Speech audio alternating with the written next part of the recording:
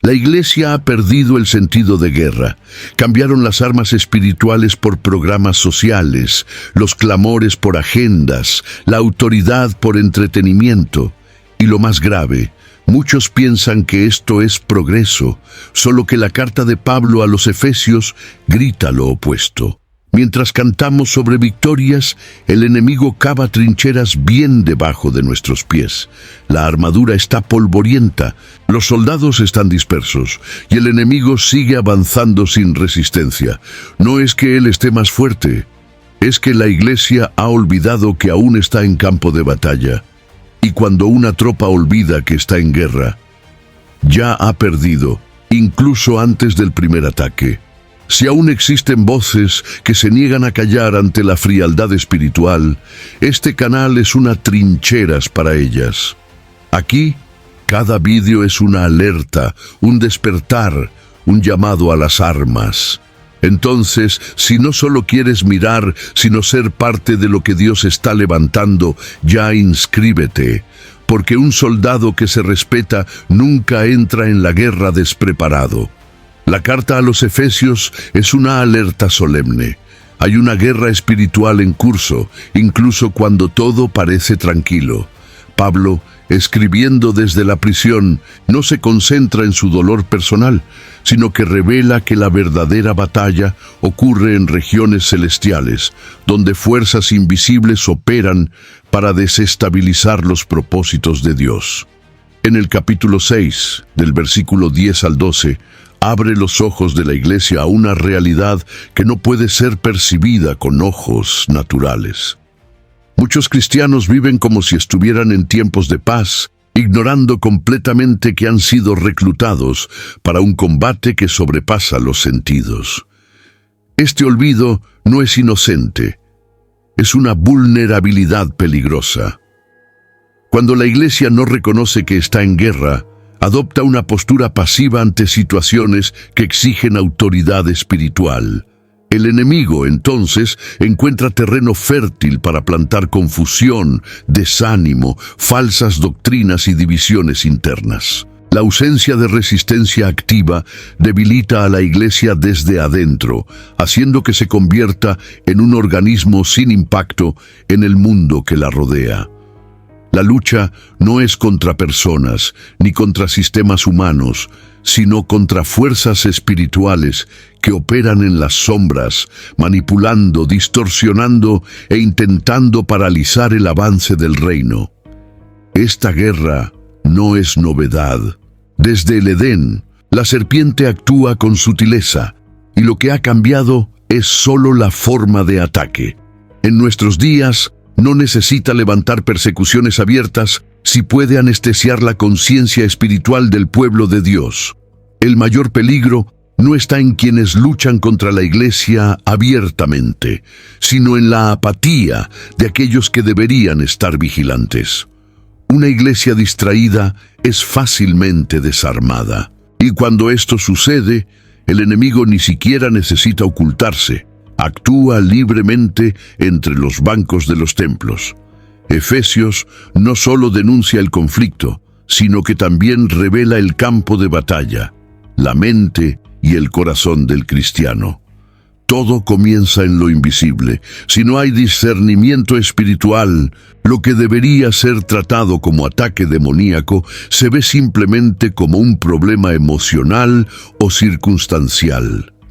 Muchas iglesias se han convertido en clínicas terapéuticas, tratando síntomas que son, en realidad, frutos de una batalla ignorada. El resultado de esto es un pueblo cansado, pero que no sabe de dónde proviene su fatiga, un pueblo oprimido, pero que no sabe quién lo oprime. El primer paso hacia la victoria es reconocer que estamos en guerra. Ignorar esta verdad es lo mismo que abandonar las armas y lanzarse al campo de batalla sin protección. Efesios no es una invitación al miedo, sino un llamado urgente a la conciencia espiritual. Cuando los ojos se abren a la dimensión invisible, todo cambia. La oración se intensifica, la comunión gana propósito, y la palabra deja de ser solo un texto. Se convierte en espada afilada, lista para ser usada con precisión. El enemigo no teme una iglesia llena de programas, pero vacía de autoridad espiritual.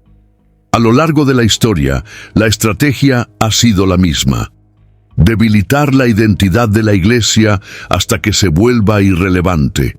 No necesita destruir los templos, solo necesita infiltrarse en ellos. Cuando Pablo escribe a los Efesios, demuestra claramente que los poderes de las tinieblas no se contentan con ataques externos, quieren corromper desde adentro hacia afuera.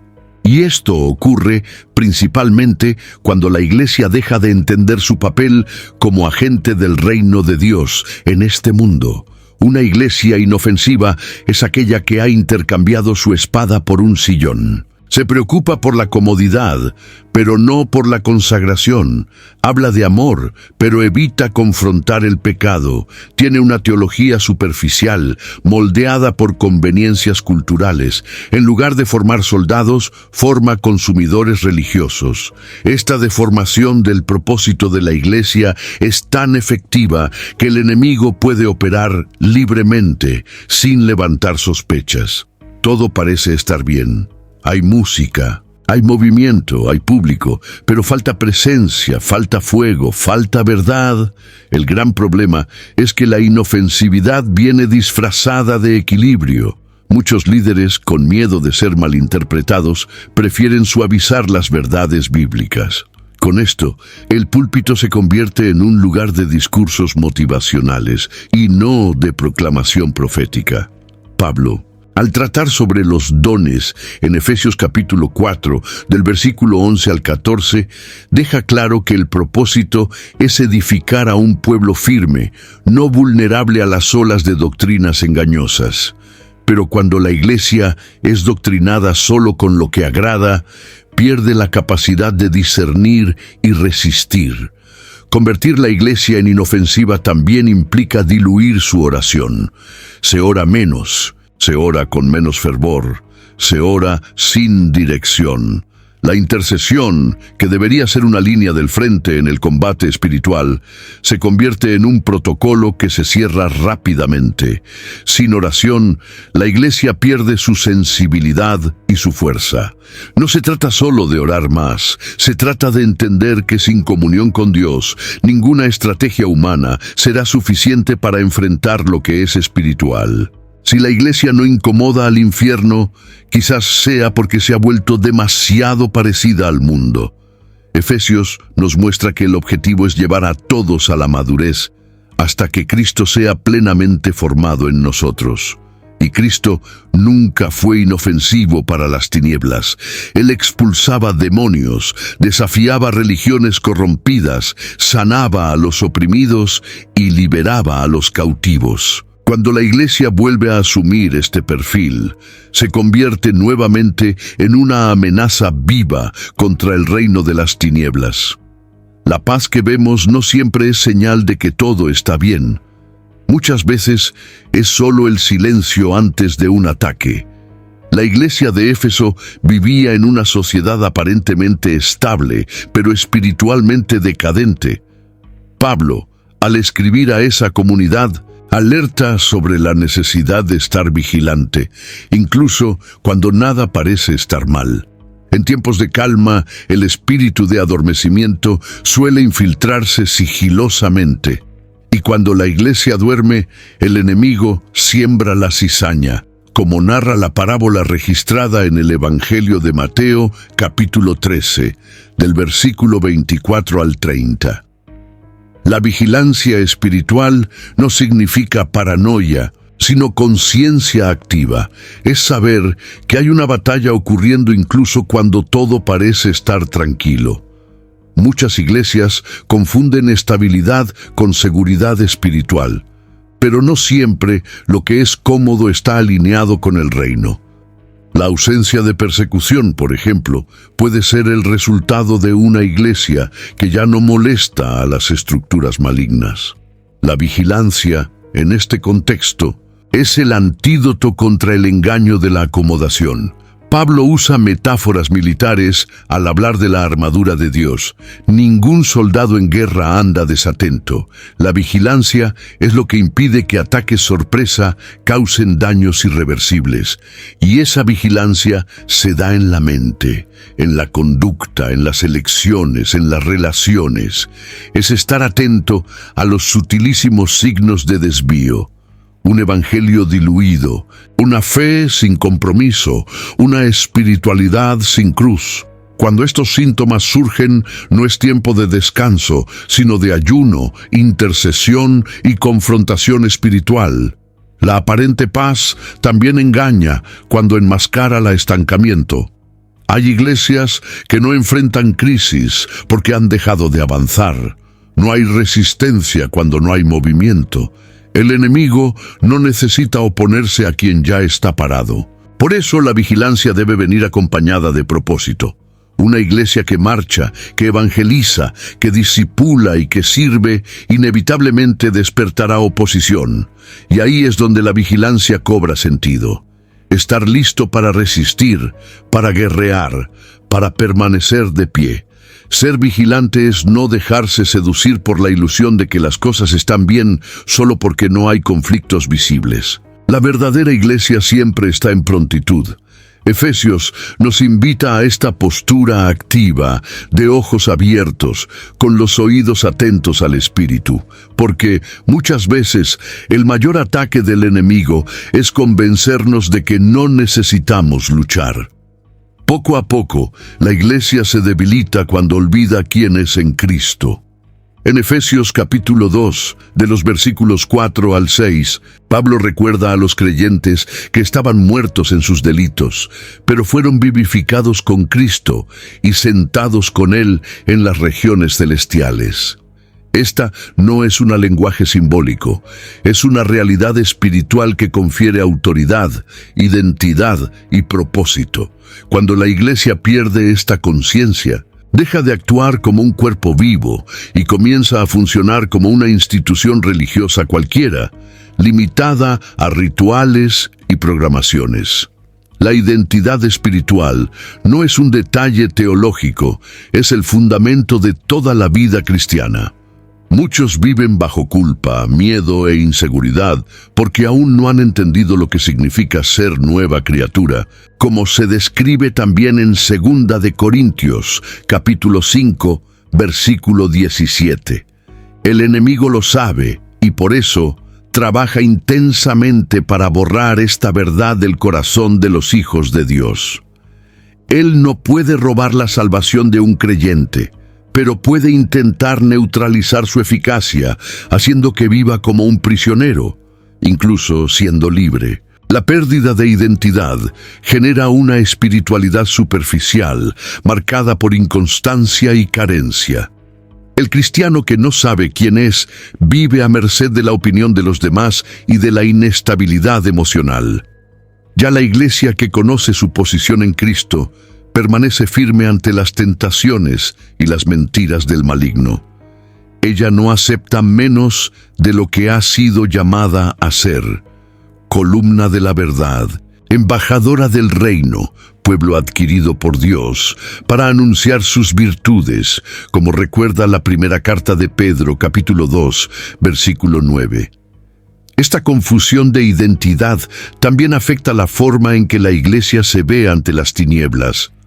Cuando se olvida de su autoridad espiritual, retrocede ante los desafíos, se calla ante las injusticias y se acomoda ante los dolores del mundo. Pablo, desde el inicio de la carta a los Efesios, insiste en recordar quiénes somos, bendecidos con toda suerte de bendiciones espirituales, sellados con el Espíritu Santo, llamados para buenas obras preparadas por Dios. Este es el tipo de conciencia que transforma a la iglesia de dentro hacia afuera. Recuperar esta identidad es uno de los pasos más urgentes para una iglesia que desea guerrear con eficacia. Es necesario recordar, afirmar y vivir como hijos de la luz, revestidos de la gracia y la autoridad del cielo. Solo entonces las armas espirituales serán empuñadas con convicción y el ejército de Dios volverá a ocupar el terreno que por mucho tiempo ha sido dejado en manos del enemigo. La mente humana es el territorio donde las mayores confrontaciones espirituales son librados. Pablo enfatiza esto cuando habla de la renovación del entendimiento en Efesios capítulo 4, versículo 23. Es en este espacio invisible, pero decisivo, que las estrategias del maligno se instalan con más astucia. Él no comienza con ataques directos, sino con sugerencias sutiles, distorsiones de la verdad, pensamientos recurrentes de derrota, comparación, desánimo o orgullo. Cada idea no confrontada puede transformarse en una fortaleza mental que aprisiona el alma. Cuando la Iglesia ignora esta realidad, ella intenta combatir problemas espirituales con herramientas emocionales o sociales. Busca resolver crisis con métodos humanos, sin percibir que la raíz está en los pensamientos que fueron alimentados a lo largo del tiempo. El diablo sabe que, si logra dominar la mente, él dominará las emociones, las decisiones y, por consecuencia, el comportamiento. Por eso, el campo de batalla es invisible, pero extremadamente activo. Y es allí donde muchas guerras son perdidas incluso antes de manifestarse externamente. Cristianos que no filtran lo que piensan están en constante riesgo de ceder al engaño. Es por eso que Pablo nos llama a llevar cautivo todo pensamiento a la obediencia de Cristo, como está en 2 Corintios capítulo 10, versículo 5. Esta no es una lengua figurada, es una instrucción clara de guerra espiritual. Pensamientos no vigilados se transforman en creencias erróneas, y creencias erróneas moldean actitudes destructivas. Detrás de cada pecado, generalmente, hay una mentira que fue creída antes. La renovación de la mente, como enseñada en Efesios, no ocurre automáticamente. Ella exige confrontamiento con la verdad de la palabra, disciplina constante y humildad para permitir que el Espíritu revele dónde estamos siendo engañados. No se trata de pensar positivamente, sino de pensar bíblicamente. Una mente llena de la verdad resiste a las flechas del enemigo. Una mente vacía de Dios, por otro lado, se convierte en un terreno fértil para la confusión, el miedo y la desesperanza. Por eso, la Iglesia que desea vencer necesita entrenar a sus soldados a discernir pensamientos, a rechazar mentiras, a proclamar la verdad con fe. El campo de batalla no es externo, es interno, y cuando la mente es conquistada por Cristo, el resto de la vida sigue la misma dirección. La victoria espiritual comienza cuando la Iglesia decide no más permitir que pensamientos erróneos habiten su conciencia. Pablo no escribe a los efesios sugiriendo el uso de la armadura espiritual. Él ordena. En el capítulo 6, del versículo 11 al 13, él exhorta a los creyentes a revestirse de toda la armadura de Dios para poder resistir en el día malo. Y el día malo no es una posibilidad lejana, sino una certeza en el camino de quien eligió vivir para Cristo. No se trata de prepararse para si la guerra viene, sino porque ella ya está en marcha. Y sin armadura no hay supervivencia en el campo de batalla. Cada parte de la armadura tiene una función específica e intransferible. El cinturón de la verdad sostiene toda la estructura. Sin verdad, todo se desmorona. La coraza de la justicia protege el corazón, fuente de emociones y decisiones. Los calzados del Evangelio de la Paz nos mantienen en movimiento, aunque el terreno sea hostil. El escudo de la fe es la defensa contra ataques invisibles que buscan paralizarnos. El yelmo de la salvación protege la mente contra las dudas y condenaciones. Y la espada del Espíritu, la única arma de ataque, es la palabra viva de Dios. Sin cada una de estas partes, la Iglesia se vuelve vulnerable, incluso si está llena de buenas intenciones. Desafortunadamente, muchos creen que pueden elegir qué piezas usar, como si fuera posible entrar en guerra vistiendo solo la mitad del equipo. Pero la orden de Pablo es clara: tomad toda la armadura. La lucha espiritual no da tregua. El enemigo no descansa. Él estudia debilidades, investiga brechas, ataca en momentos de distracción. Y es precisamente por eso que la armadura necesita estar siempre puesta. No se trata de un acto ceremonial, sino de una postura constante de preparación y vigilancia. La armadura no es solo protección, es una declaración de posicionamiento. Quien la viste está diciendo al mundo espiritual: estoy en guerra, estoy firme y sé quién soy en Cristo.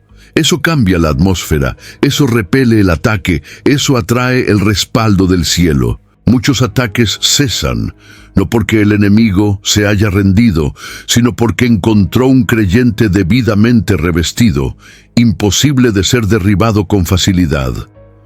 Cuando la iglesia comprende que esta armadura es más que una metáfora y comienza a vivir de acuerdo con esta realidad, ella se vuelve inquebrantable.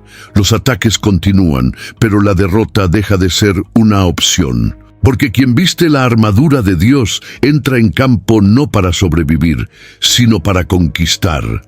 En una batalla donde el enemigo es el padre de la mentira, como afirma el Evangelio de Juan, capítulo 8, versículo 44, la verdad se convierte en un arma indispensable. Pablo comienza la descripción de la armadura espiritual en Efesios capítulo 6, mencionando el cinturón de la verdad. Y esto no es por casualidad. El cinturón era el ítem que mantenía toda la armadura unida en el cuerpo del soldado romano. Sin él, el guerrero no podía moverse con firmeza. De la misma forma, en la guerra espiritual, la verdad es lo que estructura y sostiene toda la vida cristiana. Sin ella, la fe se convierte en frágil, la justicia se vuelve subjetiva y la salvación pierde su impacto práctico. La mentira del enemigo muchas veces no viene como algo grotesco u obvio. Ella es sutil, maquillada de media verdad, revestida de apariencia piadosa. Se infiltra en discursos espirituales, en consejos bien intencionados, en canciones, predicaciones y hasta oraciones que parecen bíblicas, pero no resisten la prueba de la Escritura. Y cuando la iglesia no conoce la verdad profundamente, no tiene filtro. Acepta todo, consume todo, repite todo. El resultado es una espiritualidad confusa, emocionalmente inestable y teológicamente superficial. Conocer la verdad no es solo tener información, es tener discernimiento, es ser capaz de identificar dónde está el veneno, incluso si viene diluido en un vaso lleno de buena intención. Es por eso que la palabra necesita ser estudiada, meditada y guardada en el corazón, como enseñó el salmista en el Salmo 119, versículo 11. Cuando la verdad está enraizada, el engaño no encuentra refugio. Cuando la mente está saturada de la Escritura, los argumentos del enemigo se desvanecen como humo ante la luz. Además, la verdad libera, no solo del pecado, sino también de las prisiones emocionales, de los miedos, de las falsas identidades y de las ataduras religiosas. Cuando Jesús declaró: «Conoceréis la verdad, y la verdad os libertará», Él no estaba hablando solo de salvación eterna, sino de liberación aquí y ahora. Dentro de la batalla diaria contra las fuerzas del mal, una iglesia que ama y vive la verdad no solo resiste al enemigo, lo expulsa, lo confronta, lo desenmascara. Por lo tanto, vestirse con el cinturón de la verdad es más que citar versículos. Es vivir con integridad, pensar con claridad y actuar con convicción. Es poner la verdad por encima de la conveniencia, por encima de la cultura, por encima de las emociones. Cuando la iglesia camina firmemente en esta base, no será sacudida por las mentiras bien disfrazadas del maligno. Se convertirá, de hecho, en columna y baluarte de la verdad. Como Pablo describe en su primera carta a Timoteo: capítulo 3, versículo 15. La justicia, representada por la coraza en la armadura de Dios, no puede ser cambiada por conveniencia sin consecuencias serias. Pablo escribe a los efesios que debemos revestirnos de la coraza de la justicia, porque protege el corazón. Y en el lenguaje bíblico, el corazón es el centro de las motivaciones, emociones y decisiones. Cuando la Iglesia comienza a relativizar lo correcto y lo incorrecto para no perder miembros, aplausos o influencia, abre una brecha letal en el campo de batalla espiritual. La coraza se vuelve agrietada y el enemigo aprovecha para lanzar dardos de corrupción moral y confusión espiritual. Esta sustitución ocurre lentamente. Primero, la verdad se diluye en nombre del amor. Luego, la santidad se ve como legalismo. A continuación, la disciplina espiritual es etiquetada como radicalismo. El ambiente se convierte en acogedor para todos, pero peligroso para aquellos que quieren vivir de manera íntegra ante Dios. La justicia de Dios es intercambiada por la justicia propia, donde cada uno hace lo que considera correcto a sus propios ojos, como en los tiempos de los jueces en Israel, según se registra en Jueces capítulo 21, versículo 25. Y en este escenario, la Iglesia deja de ser luz y comienza a compaginar con las tinieblas. El peligro está en pensar que la conveniencia es sinónimo de sabiduría. Ni todo lo que funciona es aprobado por Dios. Ni todo crecimiento es señal de aprobación divina.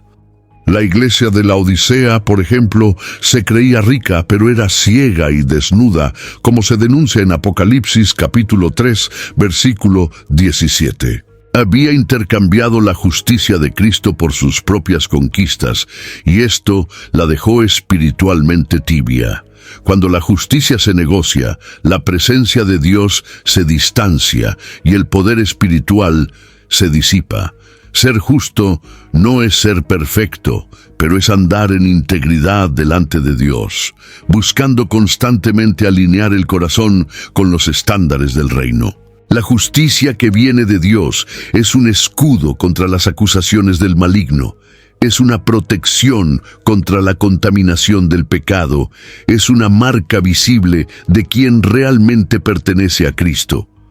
Una iglesia que viste esta coraza no teme confrontar el error, no se dobla ante la presión cultural y no negocia sus valores para agradar a los hombres. Volver a la justicia es urgente. Es tiempo de predicar arrepentimiento, de restaurar la disciplina bíblica, de confrontar el pecado con amor y firmeza. No hay guerra ganada sin santidad, y no hay santidad sin justicia. Una iglesia que vuelve a amar lo que es correcto, incluso si eso cuesta aplausos, será la iglesia que el cielo respalda y que el infierno teme. Paulo describe la fe como un escudo capaz de apagar las flechas encendidas del maligno, conforme Efesios capítulo 6, versículo 16. Estas flechas son pensamientos de duda, sugerencias de derrota, sentimientos de rechazo, flechas emocionales que vienen sin aviso y hieren profundamente, y no siempre son perceptibles. Muchas veces son sutiles, envueltas en situaciones comunes, palabras ajenas, decepciones inesperadas o silenciosos cuestionamientos internos. La fe, en este escenario, no es solo una creencia. Es un escudo activo, una confianza viva que intercepta ataques antes de que causen estragos.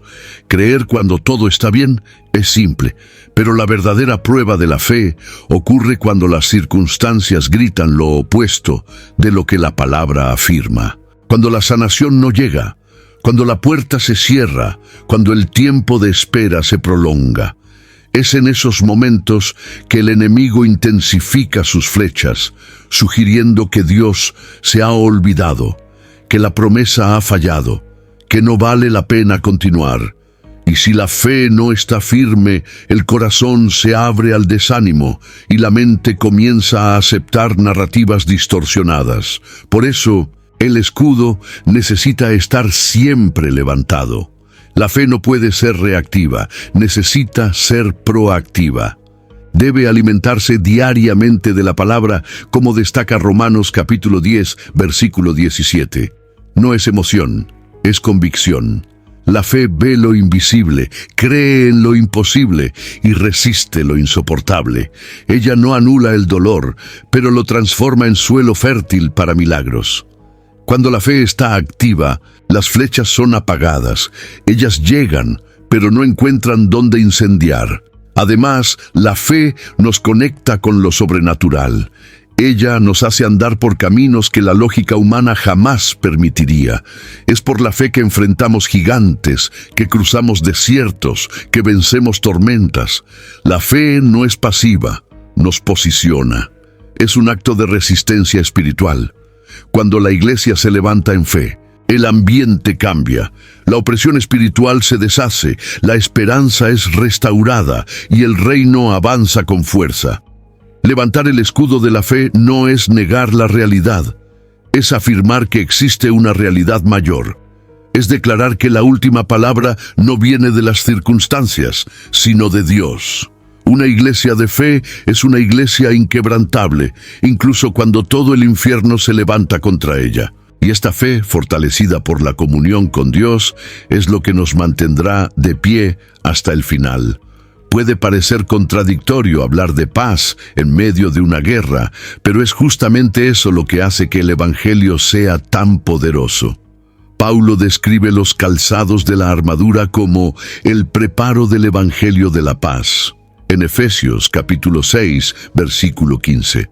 No se trata solo de un estado de tranquilidad interior, sino de una firmeza que permite al cristiano continuar caminando incluso cuando el terreno es hostil. La paz del Evangelio no depende de las circunstancias.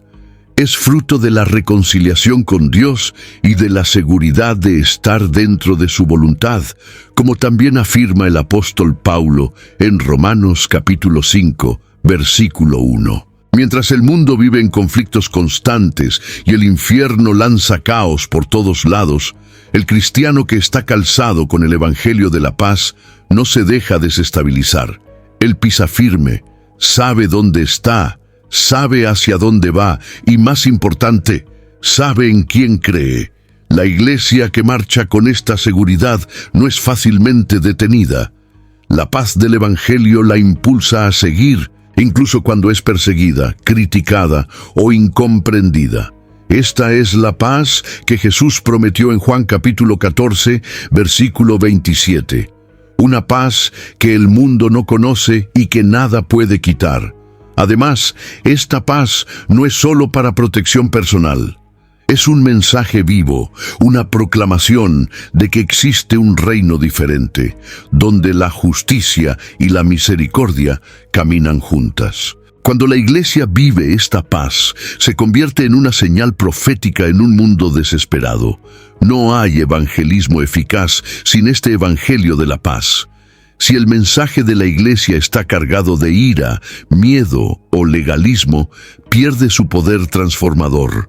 Pero cuando está cargada con la paz que sobrepasa todo entendimiento, como se describe en Filipenses capítulo 4, versículo 7, atraviesa barreras culturales, religiosas y emocionales.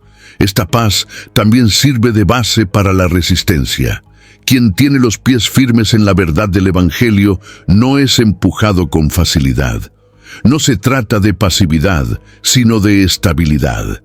En tiempos donde muchos están tambaleándose en la fe, una iglesia cimentada en la paz de Cristo se convierte en un refugio, un abrigo, una base segura para los que están cansados de la guerra interior.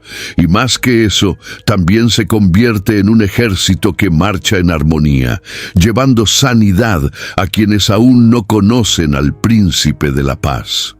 Marchar con el Evangelio de la paz es llevar luz donde hay tinieblas, reconciliación donde hay división, esperanza donde hay desesperación. Es estar en guerra, pero no perder el corazón. Es luchar con firmeza pero sin odio. Es resistir el mal, pero no contaminarse con él. Este es el tipo de iglesia que hace la diferencia en el mundo, porque no solo predica el Evangelio, lo encarna en cada paso. Una de las armas más poderosas de la iglesia es la oración, y precisamente por eso es una de las más descuidadas. Al final de la descripción de la armadura espiritual, Pablo llama a la iglesia a orar en todo momento con toda oración y súplica, conforme a Efesios capítulo 6, versículo 18. Esto muestra que la oración no es un ítem extra, es la fuerza que activa todas las demás armas. Sin oración, la armadura es solo un simbolismo. Es como un soldado armado que no recibe órdenes, que está en el campo de batalla, pero sin contacto con su general. Cuando la iglesia deja de orar, pierde su sensibilidad espiritual. Las estrategias de guerra se vuelven humanas, los cultos se vuelven mecánicos y el mover de Dios se vuelve raro. Es en la oración que la iglesia discernía el tiempo, identifica los ataques, recibe dirección y se fortalece. La iglesia que ora conoce la voz de Dios, y la que no ora se vuelve vulnerable a la voz del mundo, de la carne y del enemigo. Jesús advirtió a los discípulos que vigilaran y oraran para no caer en tentación, como está registrado en Mateo capítulo 26, versículo 41. El fracaso en orar abrió espacio para la dispersión y el miedo aquella noche. El silencio de la iglesia es terreno fértil para el avance del enemigo. En lugar de frenar el mal, se convierte en espectadora de sus acciones. En lugar de guerrear en el espíritu, se rinde al conformismo. La oración no es una repetición de palabras, es un enfrentamiento directo con las tinieblas. Cuando la iglesia se calla, los cielos se cierran y el infierno avanza. Por eso Pablo enfatiza que debemos orar con perseverancia, porque la guerra es constante y el cansancio espiritual es real. Quien ora con constancia resiste hasta el fin. La oración también es el canal por el cual el poder de Dios se desata. No hay avivamiento sin oración, no hay cura, liberación o transformación duradera sin clamor constante. El Espíritu Santo es atraído por ambientes donde hay sed de Dios. Y esa sed se expresa en la oración sincera, profunda, insistente. La iglesia de Hechos se reunía para orar, y eso activaba el mover sobrenatural. Las prisiones eran quebradas, los corazones endurecidos eran tocados, ciudades enteras eran impactadas. Esto no era misticismo, era intercesión. Es tiempo de que la iglesia rompa con el silencio, de transformar cada reunión en un campo de batalla espiritual, de levantar intercesores que se colocan en la brecha, como buscó el Señor en Ezequiel, capítulo 22, versículo 30. Cuando la oración vuelve al centro, la presencia vuelve al altar. Y cuando la presencia vuelve, la guerra cambia de escenario, porque Dios asume el frente de la batalla. Ninguna guerra puede ser ganada sin dirección, y en la batalla espiritual, esa dirección viene del Espíritu Santo. Pablo deja claro en Efesios capítulo 5, versículo 18, que debemos estar llenos del Espíritu. Esto no es una sugerencia, es una necesidad urgente. Un ejército sin liderazgo está condenado al caos, y una iglesia sin la dirección del Espíritu es como un barco a la deriva en mar agitado. La presencia del Espíritu no es un elemento decorativo del culto, es el aliento de vida de la iglesia militante. El Espíritu Santo es quien distribuye los dones, revela los secretos del corazón, convence del pecado, guía en toda la verdad y fortalece a los creyentes en el día malo. Sin Él, la iglesia se convierte en institución. Con Él se convierte en explosión de luz en medio de las tinieblas. Cuando los creyentes se apartan del Espíritu, comienzan a depender de la lógica humana, de las estructuras organizacionales, de la actuación y de la habilidad natural. Pero ninguna de esas cosas resiste al combate espiritual. Es el Espíritu quien lucha con nosotros, quien sondea los corazones y quien capacita con autoridad celestial. La falta de sensibilidad al Espíritu ha sido una de las mayores tragedias de la Iglesia contemporánea. Muchos ya no distinguen lo que es carne y lo que es unción. Se pierden en métodos y se olvidan de la presencia. Pero donde hay hambre por el Espíritu, hay dirección sobrenatural. Él nos enseña cuándo hablar y cuándo callar, cuándo actuar y cuándo esperar. Es Él quien capacita para discernir los espíritus, como menciona Pablo en 1 Corintios, capítulo 12, versículo 10. Y ese discernimiento es vital en la guerra invisible. Además, el Espíritu Santo es quien nos recuerda la palabra en el momento de la lucha. Él hace que la espada del Espíritu sea usada con precisión. Una iglesia llena del Espíritu es audaz, santa, generosa y poderosa. No teme el enfrentamiento porque sabe que no lucha sola. Avanza no por fuerza humana, sino por el soplo divino que la impulsa. Donde está el Espíritu, el miedo pierde espacio, las tinieblas retroceden y la atmósfera se transforma. Buscar estar lleno del Espíritu no es solo una experiencia emocional. Es un estilo de vida de total dependencia. Es entregar el mando de la guerra en manos de aquel que nunca ha perdido una batalla. Una iglesia guiada por el Espíritu se vuelve imparable porque está siendo comandada directamente desde el cielo. Y en este liderazgo hay victoria, hay visión y hay autoridad para vencer el mal en cualquier escenario. La carta a los Efesios presenta a la iglesia como el cuerpo de Cristo, conforme está en Efesios, capítulo 4, versículo 12, con el propósito de perfeccionar a los santos para la obra del ministerio y edificar el cuerpo hasta que todos alcancen madurez espiritual. Sin embargo, muchos olvidaron que este cuerpo no fue hecho solo para adorar, fue formado para combatir. No se trata de una comunidad de entretenimiento religioso, sino de una tropa posicionada en misión.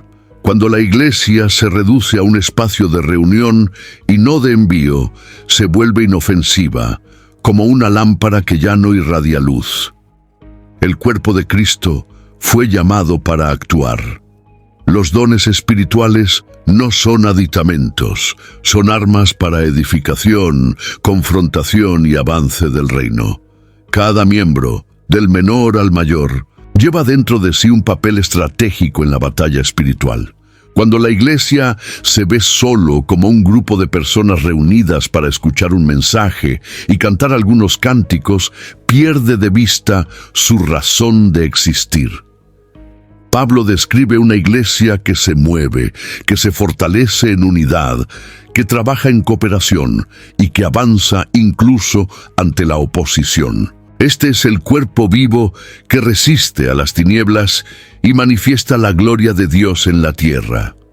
Desafortunadamente, muchos cristianos se han convertido en espectadores espirituales. Están presentes en los bancos, pero ausentes en la batalla. Son parte del cuerpo, pero no se mueven, no luchan, no edifican. Y eso afecta directamente la fuerza colectiva de la iglesia. Un cuerpo en el que solo unos pocos miembros actúan está enfermo, y el enemigo lo sabe. Por eso, una de sus estrategias más efectivas es convencer a los creyentes de que no tienen nada que ofrecer, que no son útiles o que no es necesario involucrarse. Aísla miembros para debilitar el cuerpo. Es hora de redescubrir el sentido de pertenencia y funcionalidad. Cada don, cada talento, cada palabra profética, cada intercesión. Todo esto es parte del arsenal que Dios entregó a su iglesia para combatir el mal. La iglesia saludable no es la que atrae multitudes, sino la que levanta soldados. No es la que entretiene, sino la que equipa. Una iglesia bien estructurada espiritualmente transforma ambientes, influye en generaciones y colide frontalmente con las estructuras del infierno. Ser el cuerpo de Cristo es ser extensión de su autoridad, de su poder y de su misión, y eso exige acción, compromiso, entrega y prontitud. El culto es solo el punto de partida. La guerra acontece entre bastidores de la vida, en las calles, en los hogares, en las empresas, en las relaciones. Una iglesia que se ve como cuerpo de guerra, y no solo de culto, está lista para cumplir el propósito eterno por el que fue llamada. A lo largo de su carta, Pablo no dibuja una iglesia debilitada, encogida, temerosa ante el mundo.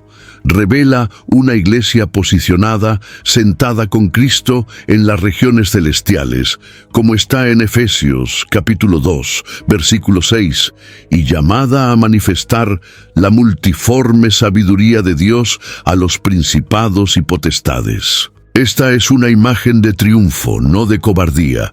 Una iglesia que conoce su posición espiritual no se intimida con las tinieblas, impone resistencia, no huye de la batalla, la enfrenta con audacia y poder.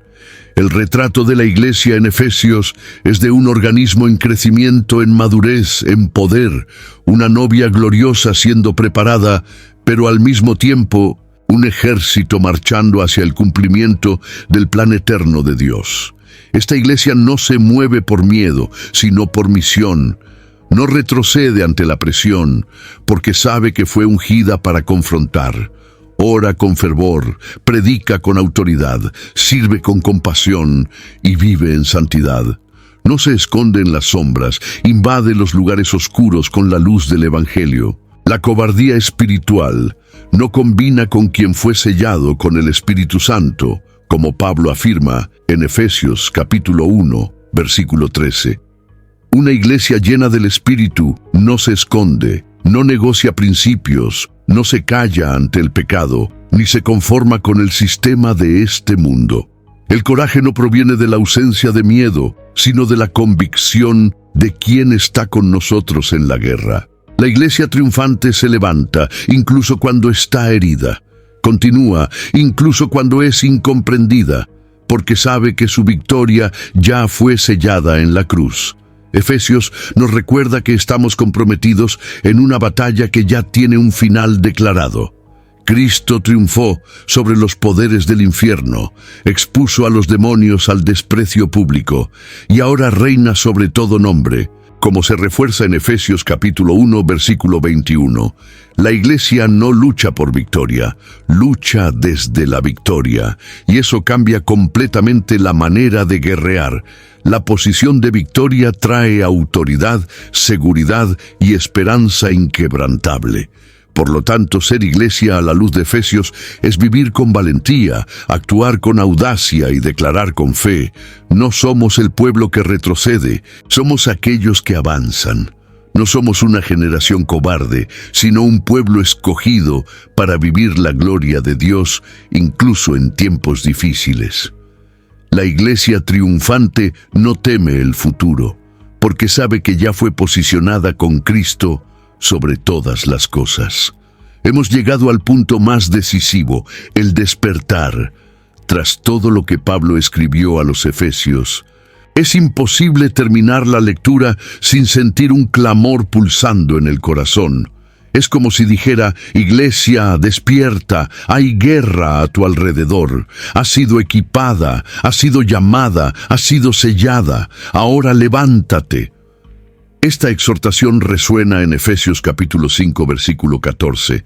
Despierta, oh tú que duermes, levántate entre los muertos y Cristo te iluminará. El llamado no es solo para los perdidos, sino para los salvos que han caído en letargo en medio de la rutina espiritual. El sueño espiritual es uno de los mayores aliados del enemigo. No necesita destruir una iglesia que está dormida. Basta con mantenerla así. Mientras muchos se conforman con cultos formales, mensajes repetidos y oraciones vacías, el infierno avanza sigiloso. Pero el Espíritu de Dios está soplando una convocatoria. Despierten, despierten a la realidad invisible, despierten a su llamado, despierten a la urgencia del tiempo. no hay más espacio para la neutralidad, no hay más margen para la distracción. El despertar no es un evento, es una decisión.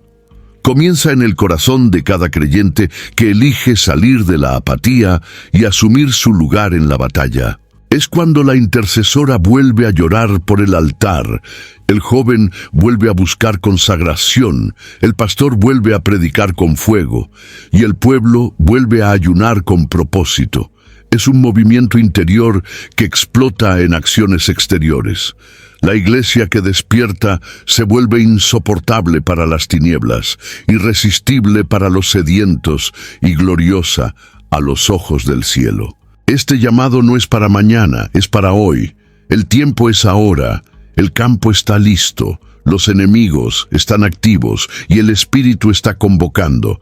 El libro de Efesios es más que un tratado teológico, es un manual de guerra, un manifiesto celestial para una iglesia militante. Aquellos que escuchan esta convocatoria y responden se convierten en protagonistas de la historia espiritual de su generación. Porque cuando la iglesia se despierta, todo a su alrededor cambia.